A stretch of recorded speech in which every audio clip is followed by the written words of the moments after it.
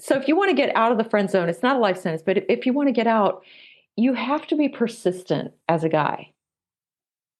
As a guy, you have to be persistent. You have to say, this is what I want. I want more with you. I want to step it up. I'm going to stop treating you like my buddy, and I'm going to start courting you. I'm going to start showing that I perceive you in a very different way than any of my other female friends who are just friends, than any of the other women in my life. And how I'm going to do that is I'm going to spend more time with you than I spend with them. This is Meredith for Real, the Curious Introvert, and I'm Meredith. I explore the questions people think but don't ask out loud, either because they're taboo or thanks to cultural hypnosis. My mission, and yours if you choose to accept it, is to inspire curiosity by exploring the nuance and paradox of our world. Each episode is different, so bring your ADD and your earbuds and have a look around. Hey, Curiositors, it's me, Meredith. Last week was American Thanksgiving, a time for turkey, casserole, and love life interrogation from Aunt Carol, which is why I thought this would be a good episode to share with you this week, because we're talking about the friend zone, specifically the science of mating and dating. It's interesting for this episode to air after last week's episode on why our ancient brains cause conflict with our modern expectation of emotions, because this is like the dating version of that episode. As you'll hear my guest explain, this is based on research. So if you're hearing something that you find you don't align with, it's okay. You're an outlier. This is the data that shows what most people do most of the time. If you end up liking this episode, you'll also like episode 68 about dating taboos around the globe. And thank you. If you're a returning curiositor, I am so grateful for you. This month marks 3 years of podcasting for me, and some of the reviews that y'all are leaving are seriously making it all worth it. If you haven't left a review, I want to invite you to participate in a fun promo I'm running for November 2022. Your name will be entered in a weekly drawing for a Meredith for Real beanie when you draft an Apple Podcast review, screenshot it, send it to me, and then submit it. This is the last week. Reviews really help give the social proof I need to get high-demand guests on the show. And if you're new here, welcome. Around here, we press play to get curious, disrupt the algorithm, and grow into better humans. We talk about everything from friendship to food addiction. So bring your ADD and your earbuds and have a look around. There's no specific order to listen to episodes. All right, enjoy the show. If you haven't done it to another, it's been done to you. It's confusing, disappointing, and sometimes heartbreaking. What is it? The friend zone. After a string of negative dating experiences, my next guest thought, there has to be a solution. Having a research background, she started to keep a log of the good and bad things that happened while she was dating. The log turned into a blog, and the blog turned into a book, Love Factually, a data-driven how-to romance book for people looking for lifelong love. Today, she's going to use science to shed light on the questions, why is the friend zone a thing? How can single people waste less time? And can men and women really just be friends? Lifelong student, people watcher, Dear Abbey on Science, Dr. Duana Welch. Welcome to the show. Oh, Meredith, thank you for that very kind introduction. It is a joy to be here. Well, I think we've all heard or used the words, I think we're just better as friends. But as I was talking to some of my friends about their experience in or giving the friend zone, I kind of got the feeling that there may be different versions of the friend zone. And so I would like your take on this. Are there officially different flavors of friend zone, or is it just one? Well, as you know, I try to base everything that I say on science. And of course, science hasn't explored every single facet of this, but it appears that women's version of let's just be friends and men's version of let's be friends are kind of different versions. And again, this is aggregate data, meaning I'm talking about large groups of people. Your mileage may vary, but That's awesome. Science is very good at telling us what most people are going to do most of the time, what most people are doing most of the time. It's good at saying, okay, if you're a person with a penis, this is probably what's happening. If you're a person with a vagina, this is probably what's happening. And I shouldn't even put it that way because, I like to be LGBTQ diverse, is to the extent that I know the science about that.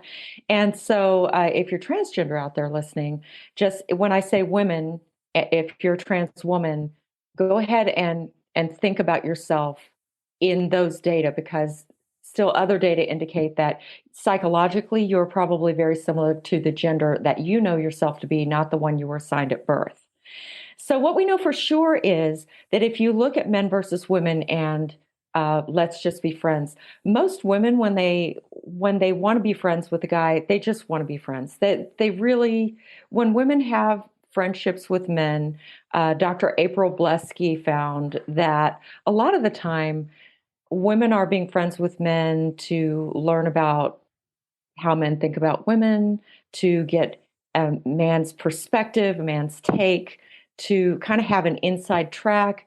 They're really not looking to date that guy. They're not kind of trying to slide into your DMs. In other words, they're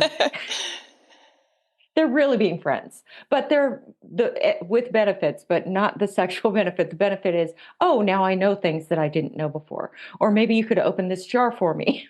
It's not necessarily sexual. When men are friends with women, Dr. Blesky's research indicates that most of the time, those men would happily have a sexual relationship with the woman or women that they're friends with.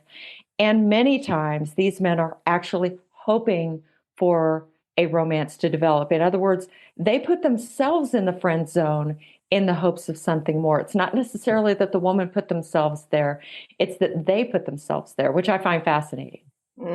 That is fascinating. I remember you talking about that research in another interview, and it was like 55%. And I was struck by that because then I, went down the mental rabbit trail of thinking, well, wait a minute, is that like a nefarious 55%? Is that an inauthentic 55%? Or is that just men doing evolutionarily what's natural to their, for lack of a better word, lizard brain, to mate with whomever offers? You know, I can't answer this definitively. I can tell you, I was just having a conversation like this with a client about attachment style who was asking, so is this a nature thing? Is it a nurture thing? And, even whether you are phenotypically, meaning physically male or female, is not purely genetics. Isn't that weird? What do you If mean? Well, everything's nature and nurture, not one or the other, basically. So, if a woman has sex on the day she ovulates, but she didn't have sex the week before that, her odds of having a boy are, if she gets pregnant, are something like 90%. That's nature and nurture. It's not just one or the other. If Interesting. a woman has sex 3 or 4 days before she ovulates, but not after that, she's more likely to have a girl. So again, an interaction of the environment and genetics, which led you to be who you are, what your body looks like. So when we talk about, is friend zoning oneself, if you're a guy, nature or nurture, is it lizard brain? Is it evolutionary?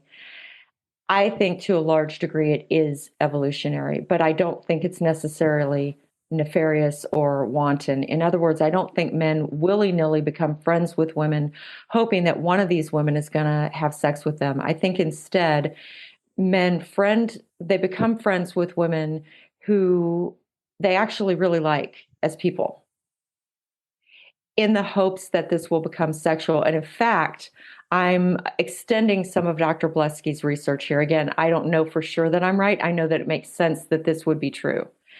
That what these men are doing is they're picking women they really like so much that they don't want to ruin it by possibly making a sexual move.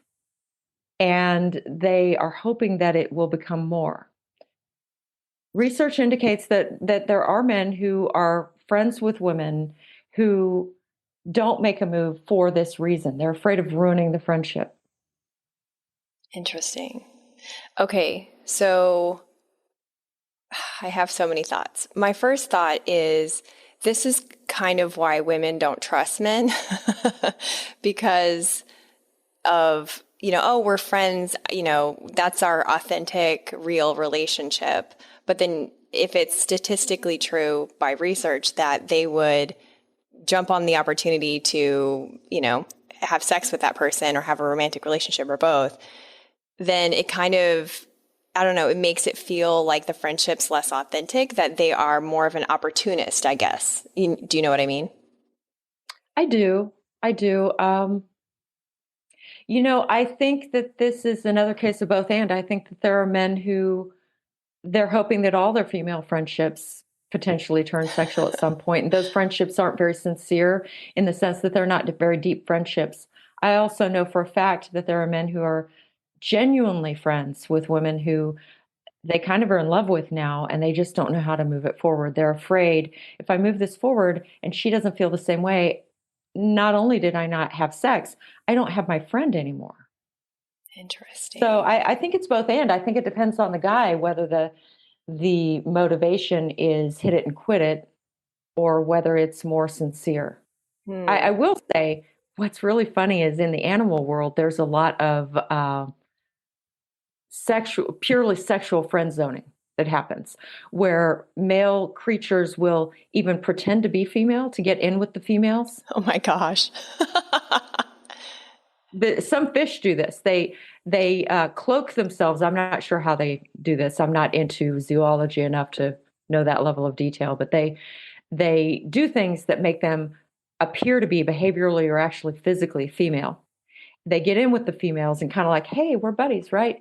And then they jump on them and have sex. Oh my gosh. I really didn't expect fish to come into this conversation, but I am surprised and delighted, Duana. Thank you for that gift of knowledge. There is some real evolutionary mismatching happening when it comes to like modern dating. And I would love for you to speak on that because as I was talking to different friends about the friend zone, getting an idea of what's your experience with this, what's your opinion about it. A lot of them used that conversational opportunity to express a lot of frustration with the way that modern dating looks. Only one person was really content with the way that they were operating because of the, sexual liberation that we have nowadays. So can you speak to the like that mismatch that's happening that's causing some unhappiness? Well, can you be a little more specific about what their complaint is? I want to make sure I address It's the apps. really what they want to know. It's the apps. It's the, talking with, like, here's what the guy said. The guy said, yeah, you talk with this girl for weeks, at least 2 weeks, and you're back and forth, and then you meet up and you hook up, and then and they like checked for consent like the whole time, and then they would get a message like the next day saying, hey man, that wasn't cool. And they're like, we literally just talked about this. And then they're like, well, that's all right. We're just better as friends, and or ghost them.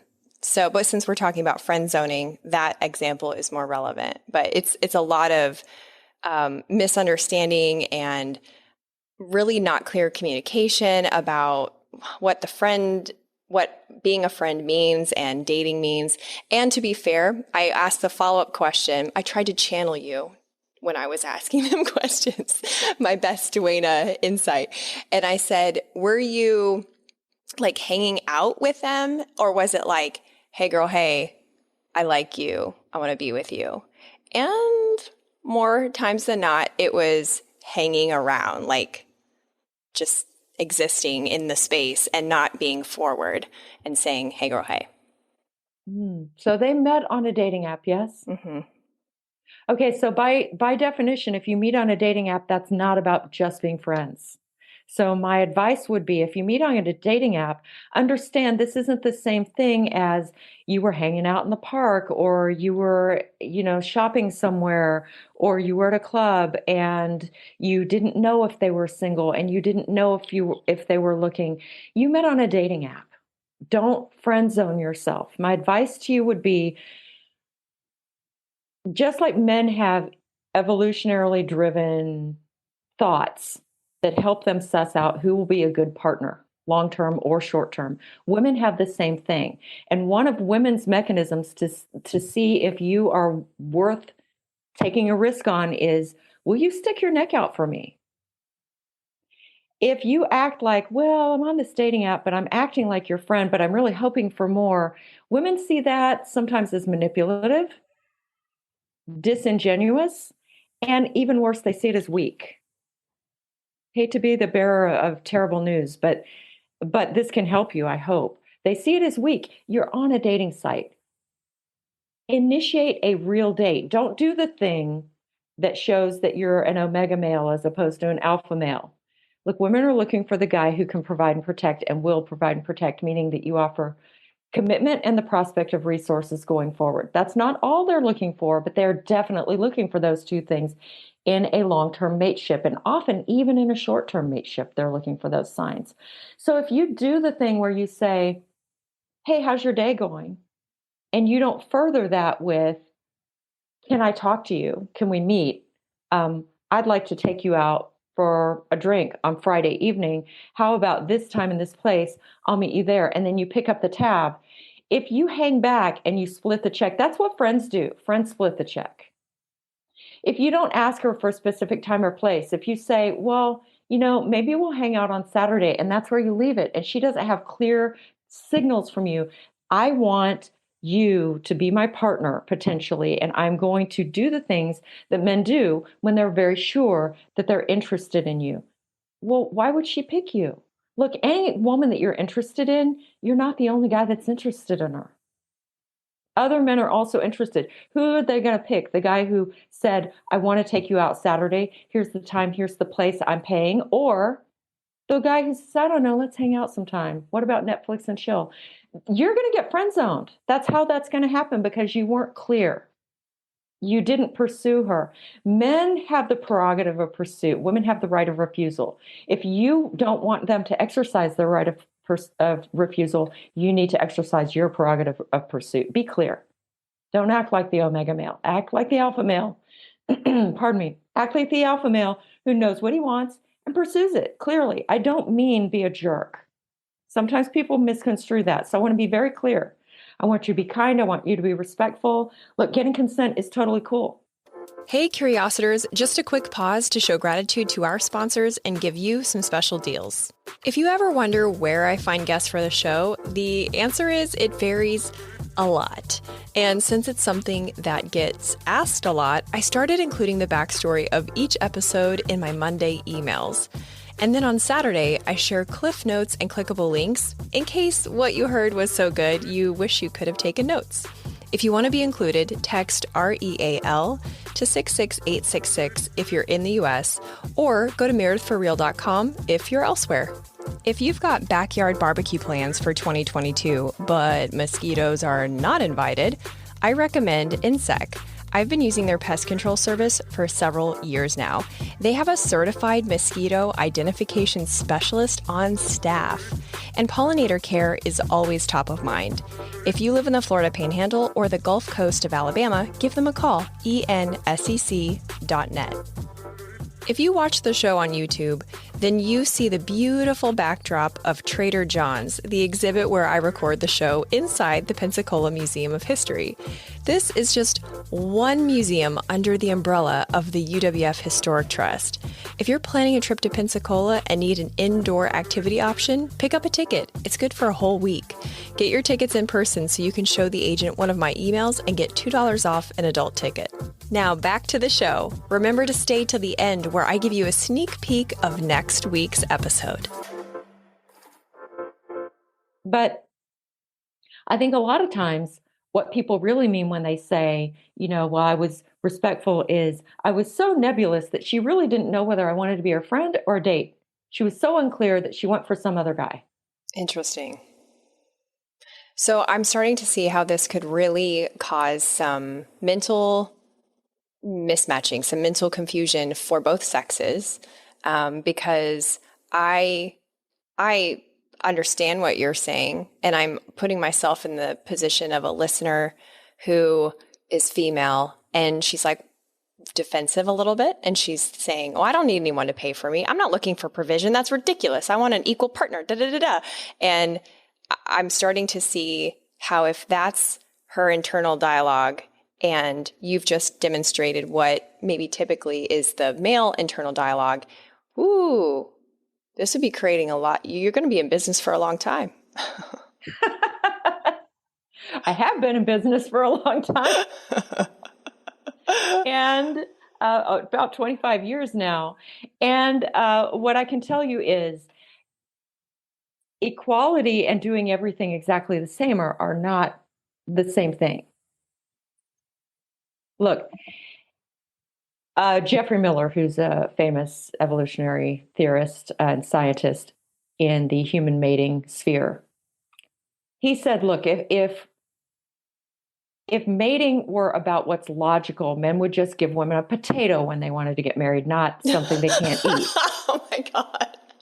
I love that so deeply. Instead, they give women a rock, usually. That's what they give her, something that cannot be eaten, but which gives women cues that the man is willing and able to provide and therefore protect. Why do women all over the world say, "Oh, I have to have a man 6 foot tall or taller"? 80% of women throughout the world say this. Why do they say this? Because our lizard brains tell us, from our ancestral mothers tell us, the man who's taller than all the other men can make sure that none of the other men rape me and can provide for me. But right now, it really doesn't matter that much with our guys that tall in terms of actual provision and protection. A guy who's, 5'5", who works in IT can probably provide just fine. But our lizard brains are still telling us something. And another thing they're saying is, and what's really interesting to me is I get this question mostly from women, not from men. I get the question of, Duana, I love it when men pay, but I also feel really awkward because I have a really good job and I could pay and I could share my portion of the bill. So I feel kind of awkward about it. And then also I've noticed when a guy doesn't pay, I just don't like him anymore. Oh. And they feel really bad about it. So interesting. in the end, our thinking today does not come from today. The easiest way to understand this is put yourself in a position of you live literally underneath a rock ledge and you're wearing animal skins. You are part of a group, and if you get pregnant without a provider and protector, i.e. a husband, maybe the group will fend for you, but maybe not. Calories might be kind of scarce and they might just make you leave your baby on a hillside to die, which was what we had before abortion. Groups stayed small, not because people got pregnant seldom, but because they left their babies on hillsides to die. There's always been a way that people dealt with unwanted pregnancies. And unfortunately, that's the ancestral way that people dealt with that. By the way, don't shoot the messenger. No. I'm not saying you should do that. No. I'm not saying I think it's cool. Knowing how evolutionary thinking occurs is not the same thing as thinking it's cool. I don't think this is great at all. But women who fail to secure a willing provider and protector, they were less likely to survive and less likely to leave a genetic lineage that would carry their way of thinking forward. Today, women all over the world, lesbian women, straight women, women of every age, women of reproductive age, women who want children, women who don't want children, women who've had all the children they will ever have, women who can't have children. They all want a partner with more resources than they themselves possess. So let's flip that to the other gender. So if men or women are looking for provision and protection, what are the men looking for? Men are looking for youth and beauty, and because men can cast their genes forward into their 70s, women can't do that. But men can't cast their genes forward without someone to do it with. Not every woman can do that. The women who can do that have markers of youth and beauty. This is one reason why women try so hard to remain youthful and beautiful throughout their lives, because their evolution doesn't have an off switch. It's not like women say, "Oh, I've raised all my children. I now want somebody short who has no money." There would be an app for that if they wanted that, though. There would be. Yes, there absolutely would be. And this is one reason why on my own dating profile, I specified that I was looking for a man between 5'5" and 5'9". Maybe it was 5'4" and 5'9", because I wanted to give men who weren't considered tall the message that you won't be rejected by me. Because so often it does happen that they are. Look, this isn't fair. It's not fair. I wish it were otherwise. I wish that inner qualities were the only thing that drove mating behavior, but they're not. And so women try to be youthful and beautiful.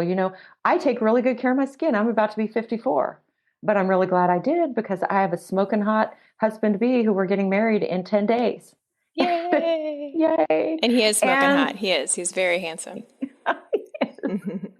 And, I have men say to me, because I work with people of all ages and cultures all over the world, different cultures, and men say to me in all of those cultures, it's not even the number I'm looking at. I want to look at her and feel like she looks young to me. Men in their 70s say this to me. They'll say, I would date a woman my own age. I just want her to look young to me. Well, the example that you gave of how you adjusted your dating profile, I think is such a powerful example of how you can acknowledge these ancestral drivers and apply them to modern dating. That's a really good example of acknowledging what I guess the science is showing, but existing in a modern world. And I think that's what people are looking for. They're looking for just ways to be more satisfied in those relationships, especially those that are pursuing long-term relationships, not just hookup culture.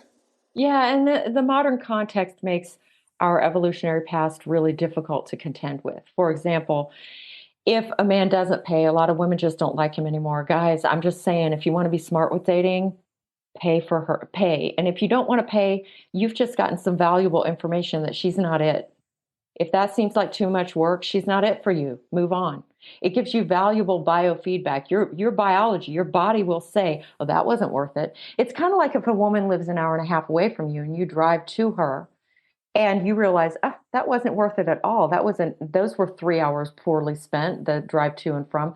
But on the other hand, if as you're driving home, you think that time flew, I can't wait to drive there again. Well, that's valuable information. So men, when you pay, when you provide, when you step up, you are getting valuable information. And so is she. If you don't do it, if you don't do what, politically incorrectly, I might call the man jobs. If you don't do them, look, the women who are really desirable, some guy's going to do those jobs and you will have no traction with her. No traction at all. So you're getting valuable biofeedback for yourself. You're also getting a chance with the woman that you really want. Look, if you're just trying to hit it and quit it, okay, do whatever you want. But if you really want this woman and you think she could be the one for me, differentiate yourself. Do these jobs. Do the driving. Do the paying. Show pleasure in being generous, because women are looking for those signals. And even the women who say they aren't, they pick the man who gives them. Women, there's a reason to let him pay. It tells him whether he's really into you. It tells him whether he wants to do the work. It tells you whether he's into you and whether he wants to do the work. And it also lets you emotionally connect to him. I know it's not politically correct. I wish that our ability to change a lot of this is what fascinates me about evolution. It didn't just shape whether we walked upright. It shapes what's happening in our heads. It shapes what we want. Men want a 0.7 waist to hip ratio. Whether or not they get it, they would prefer to have that. And I remember teaching in a lecture years and years ago, because I was a professor for about 20 years. I remember teaching that men wanted that, and that I thought even men who had been blind from birth would want it, that it's so hardwired because it's so highly associated with fertility and fecundity that even blind men would want it. And I said, I don't collect the data. I just read science, so you don't have to. But I'm thinking if somebody ever does this research, it's going to show this. And you know what? Somebody did the research and that's exactly what it found. If you give men blind from birth different silhouettes to feel, they pick the 0.7 waist to hip ratio. So in other words, our genes don't just shape our morphology, our physiology. They shape what we think. They shape what we want. And women want provision and protection. So if you're a guy, give it to them. You'll stand at the head of the pack. Women, let him give it. So, Don't feel so guilty about it. Just let him do the job and notice how you feel about it. If he does the job and you don't like it, he's not for you. Let him go. yeah, I'm kind of reflecting on my own relationship. I friend zoned my husband, and then he made it out. I know what, and we were happily married. But we dated long distance, and so there was elements of formality with that long distance, and maybe that's was the secret sauce, and it all matched. But so this leads me to my next question, because I think we are probably an outlier. But you tell me, because you read the science. Is being in the friend zone a life sentence? No, it's not a life sentence. And in fact, in ancient times, you usually would have known your partner really, really well. So you would have been friends, quite possibly. You at least would have been very strongly acquainted. Um, yeah. So it's not a life sentence, but I will say if you want to get out of the friend zone, it takes courage. Finding and committing to your life partner, which is really where my research is targeted. It's really where my efforts are targeted. Nobody needs my help to get some strange. They come to me to get a life partner. So if you want to get out of the friend zone, it's not a life sentence, but if you want to get out, you have to be persistent as a guy. As a guy, you have to be persistent. You have to say, this is what I want. I want more with you. I want to step it up. I'm going to stop treating you like my buddy and I'm going to start courting you. I'm going to start showing that I perceive you in a very different way than any of my other female friends who are just friends, than any of the other women in my life. And how I'm going to do that is I'm going to spend more time with you than I spend with them. I'm going to remember everything you say. I'm going to try to be funny around you so you laugh at my jokes. I'm going to provide fun experiences and I'm going to pay for those experiences. By the way, I'm not saying you need to lavish material goods and experiences that you can't afford. I'm saying plan things you can afford, give things that you can afford. Some of the things women respond most strongly to a lot of the times are a handwritten note where you say the special things about her. That costs nothing but your time. I'm not saying that it's about money. I'm saying it's about provision of yourself and what you do have. And if you do that and you're really clear about it, but see, a lot of guys are afraid because they don't want to lose their friend. She really is a friend. A lot of the best relationships in the world are formed between former friends who are now lovers. But pardon me, you have to summon up the courage that possibly she doesn't feel the way that you do. If you want to get out of the friend zone, you have to get out of the friend zone. You've talked in other interviews about women playing a little bit hard to get and how that can lead to success, basically. Can you explain the difference between that and the friend zone, like friend zoning a guy and keeping him at arm's length? Yeah, so I really the data are what they are. I now think about them a little bit differently. It doesn't change any of the advice. So as you know, I have a new edition out of Love Factually 10 Proven Steps for My Wish I Do. Anybody who already has it, this is the new edition. It's got a magnifying glass over a white heart on the cover. The other one had eyeglasses. Science didn't stop happening just because I wrote the first edition, surprise, surprise, which is why there's another edition. And one of the changes in the second edition is there's no more emphasis on hard to get. The emphasis is on high self-esteem and high status. The behaviors that a woman would engage in if she had high self-esteem and therefore behaved in a high status way are the exact same behaviors a woman would use if she were hard to get. Can you give an The example? The distinction is one of these is a game and the other one is dead serious. Oh. Okay, here's an example. Turning your phone off on Friday night after 7. So the guys don't assume that, oh, yeah, you can totally call me. I'll be available because I have nothing going on in my life. The reason that a hard to get woman might do that is manipulation. The reason that a high status woman might do that is, you know what? It is nobody's business what I'm doing on Friday night. I am not going to advertise that I don't have a date because I want to have dates. And it's completely legit for me to have a plan on Friday night that is me Netflixing and chilling with me. I'm worth it. I'm worth doing nice things for if I didn't happen to already have a date on Friday night.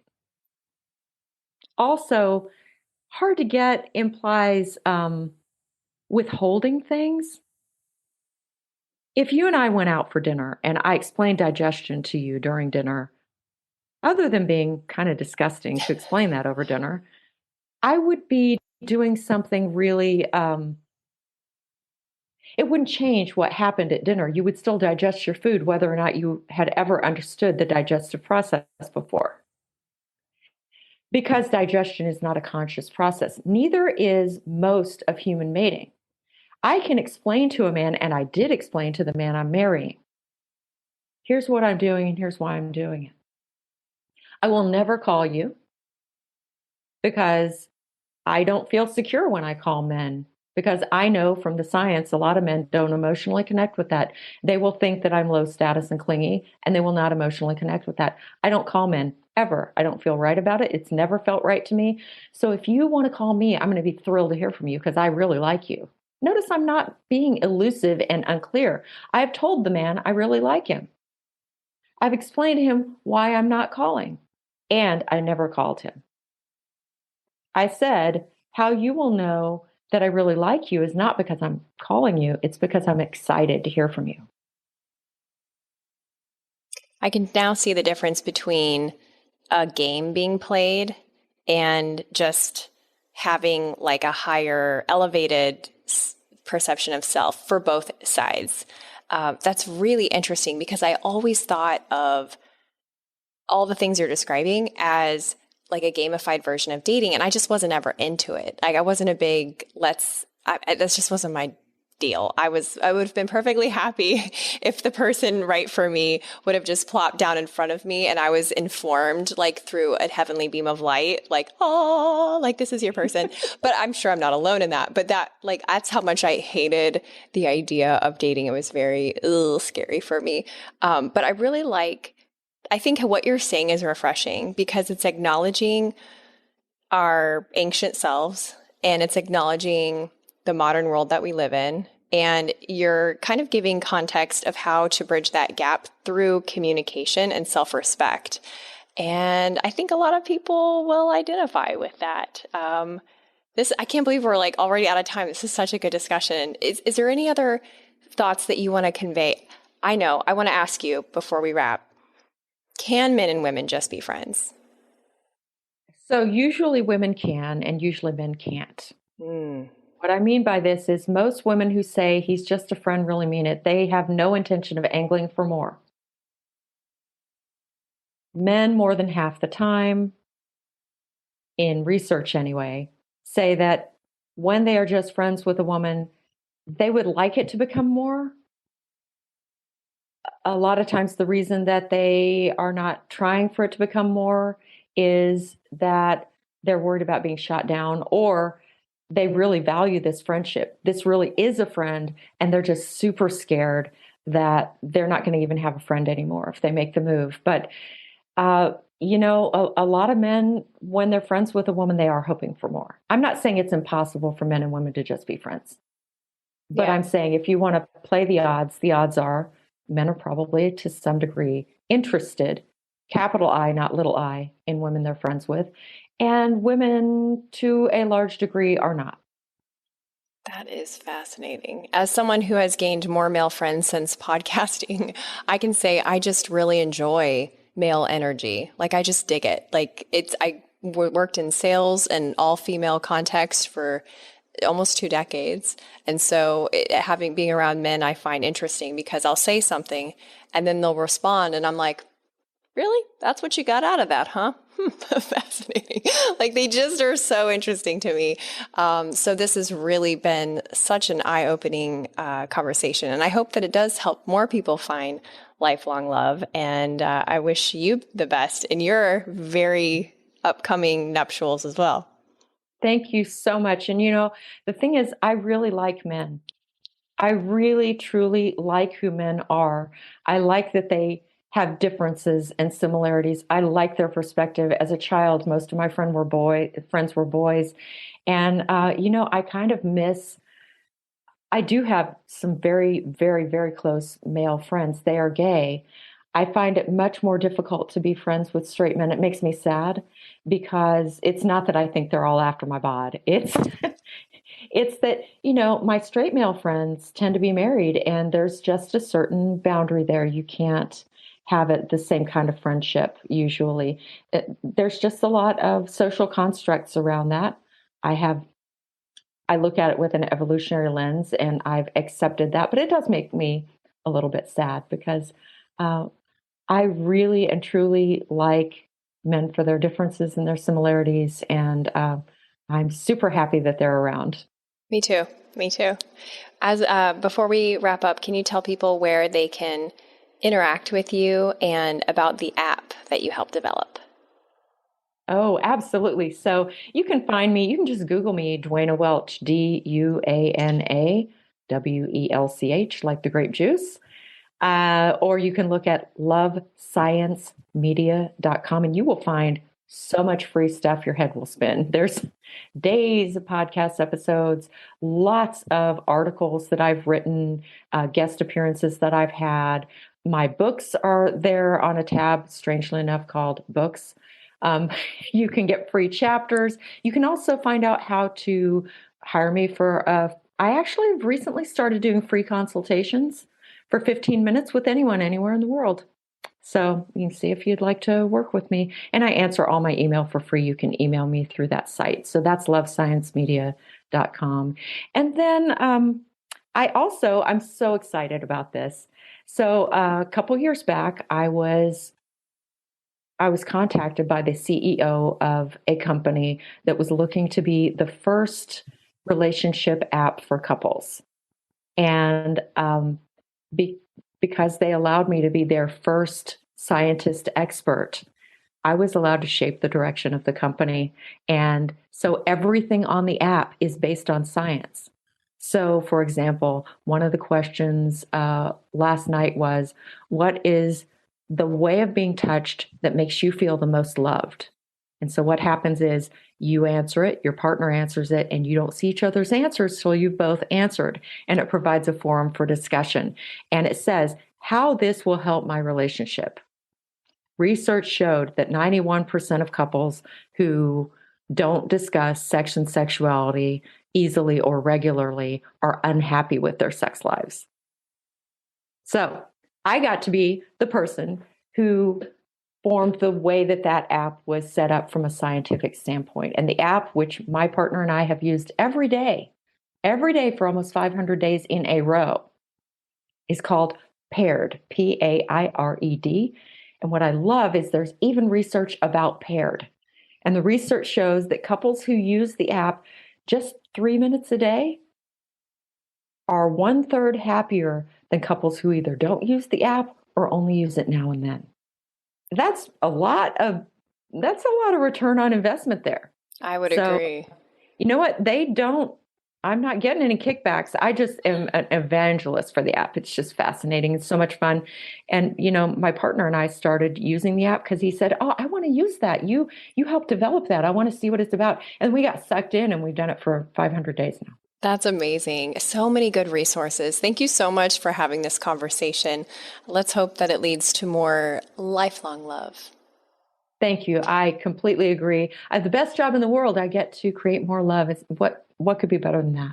Exactly. Thanks for listening. If you've loved a couple episodes of the show, leave a rating and review on Apple Podcasts or the Good Pods app. If you liked this episode, you'll also like the one about international dating taboos. It's episode 68. Stay tuned next week when I talk with an Iranian American citizen about what's going on in Iran.